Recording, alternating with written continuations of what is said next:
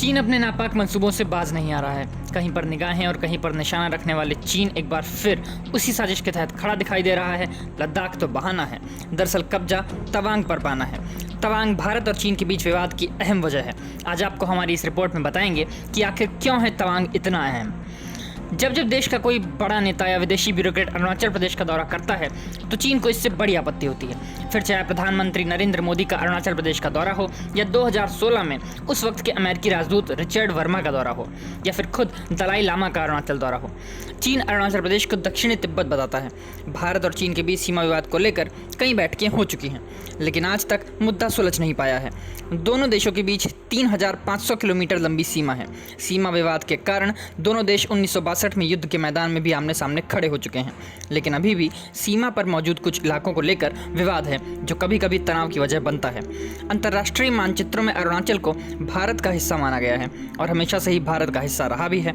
चीन तिब्बत पर कब्जा करने के बाद अरुणाचल प्रदेश को भी अपना बताने लगा। दूसरों की ज़मीन को खुद का बताना चीन के लिए कोई नई बात तो नहीं है।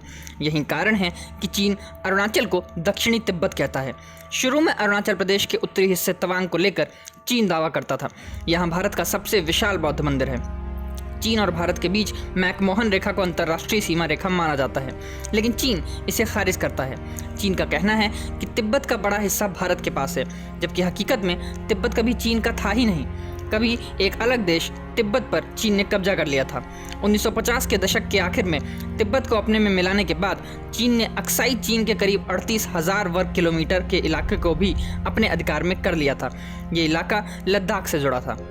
चीन ने यहाँ नेशनल हाईवे 219 बनाया जो उसके पूर्वी प्रांत शिनजियांग को जोड़ता है। भारत इसे अवैध कब्जा मानता है। चीन ने तिब्बत को कभी स्वतंत्र मुल्क नहीं माना। उसने 1914 के शिमला समझौते में भी ऐसा नहीं माना था। 1950 में चीन ने तिब्बत को पूरी तरह से अपने कब्जे में ले लिया। चीन चाहता था कि तवांग उसका हिस्सा रहे, जो कि तिब्बती बौद्धों के लिए काफ़ी अहम है। 1962 में चीन और भारत के बीच युद्ध हुआ। अरुणाचल को लेकर भौगोलिक स्थिति पूरी तरह से भारत के पक्ष में है। क्योंकि भौगोलिक स्थिति भारत के पक्ष में थी, इसीलिए 1962 में युद्ध जीतकर भी चीन तवांग से पीछे हट गया। इसके बाद भारत ने पूरे इलाके पर अपना नियंत्रण मजबूत कर लिया। चीन लगातार दलाई लामा का विरोध भी करता रहा है। 84 साल के दलाई लामा साल 2017 में असम की राजधानी गुवाहाटी पहुंचे थे। वहां से तेजपुर, बोंडिला, दिरांग होते हुए तवांग और अरुणाचल के पश्चिमी कमान के जिले तक गए। चीन हमेशा से दलाई लामा को अलगाववादी नेता मानता आया है और कहता है कि वह साल 1959 में असफल सैन्य विद्रोह के बाद तिब्बत से भागकर भारत गए थे। वो सबसे पहले तवांग ही पहुंचे थे। दलाई लामा साल 2017 में अरुणाचल के लुमला, तवांग बौद्ध मठ और दिरंग में नग्नि गमापा बौद्ध मठ गए थे। दलाई लामा ने अरुणाचल पहुंचने से पहले उस पल को याद किया कि कैसे उन्हें तिब्बत छोड़ने को मजबूर होना पड़ा। दलाई लामा ने बताया कि चीन की सेना की कार्रवाई लगातार बढ़ रही थी। मेरे पास कोई और विकल्प नहीं बचा था। 17 मार्च को मैं वहां से निकला। उन्होंने आगे कहा था कि 58 वर्ष पहले तवांग में उन्हें जिस तरह का स्वागत मिला था वो उनके लिए आज़ादी का पल था। बता दें कि 1959 में चीन की कम्युनिस्ट की सरकार ने सैन्य बल का इस्तेमाल करके समूचे तिब्बती क्षेत्र पर कब्जा कर लिया था। चीन की कम्युनिस्ट पार्टी ने तिब्बती जनता पर अपना शासन थोप दिया। इसकी वजह से तिब्बत आध्यात्मिक प्रमुख दलाई लामा के पास इसके अलावा और कोई विकल्प नहीं बचा कि वो अपनी मातृभूमि को छोड़ दें और पड़ोसी देश में शरण ले लें। वह 80,000 से ज़्यादा तिब्बतियों के साथ पैदल चलकर भारत आ गए और निर्वासन में जाने को मजबूर हो गए। भारत की ज़मीन पर कदम रखने के दलाई लामा ने निर्वासित तिब्बती सरकार की सभी संस्थाओं को फिर से खड़ा करने की कोशिश शुरू करी। इसके साथ ही उन्होंने नए निर्वासित तिब्बती संसद की स्थापना की प्रक्रिया भी शुरू करी। उन्हीं के संरक्षण में भारत में निर्वासित तिब्बती सरकार का अस्तित्व बरकरार है। ऐसे में चीन को यह बात बार बार खटकती रहती है कि भारत ने दलाई लामा को भारत में रहने की इजाज़त दी है। आपको बता दें कि तिब्बती लोगों पर दलाई लामा का बड़ा प्रभाव होता है। यही कारण है कि दलाई लामा को तिब्बती लोगों के बीच सबसे अहम माना जाता है। तिब्बत में लगातार चल रही आज़ादी की लड़ाई के बीच चीन चाहता था कि दलाई लामा किसी तरह से चीन की तरफ आ जाएं, जिससे कि वहाँ के लोगों को शांत किया जा सके, लेकिन ऐसा नहीं हुआ। तिब्बती बौद्ध धर्म में सर्वप्रथम दलाई लामा को माना जाता है। उनका इन्फ्लुएंस भी बौद्ध धर्म के लोगों पर काफ़ी ज़्यादा है। इस वक्त दलाई लामा भारत में है। ऐसे में अब चीन इस कोशिश में जुटा है कि बौद्ध धर्म में दूसरे नंबर पर आने वाले पंचेन लामा को आगे किया जाए।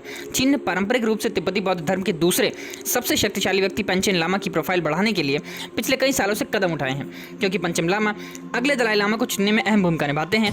तिब्बतियों के दिल को जीतने के लिए चीन पंचम लामा को तैयार कर रहा है।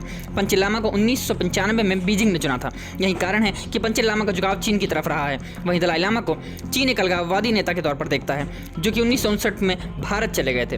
पिछले कई सालों से चीन पंचेन लामा को आगे कर लोगों के बीच लाता रहा है, यह सोचते हुए कि किसी तरह से पंचेन लामा तिब्बतियों का भरोसा जीतने में कामयाब होंगे, साथ ही अंतर्राष्ट्रीय सम्मान दलाई लामा की तरह ही पा सकेंगे। यही कारण है कि वक्त वक्त पर चीन पंचेन लामा को जिम्मेदारियां देता रहा है।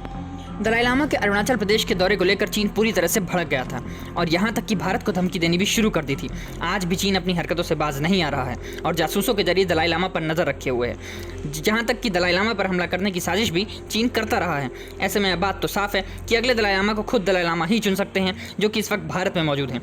साथ ही यह भी कहा जा रहा है कि अगले दलाई लामा तवांग से हो सकते हैं।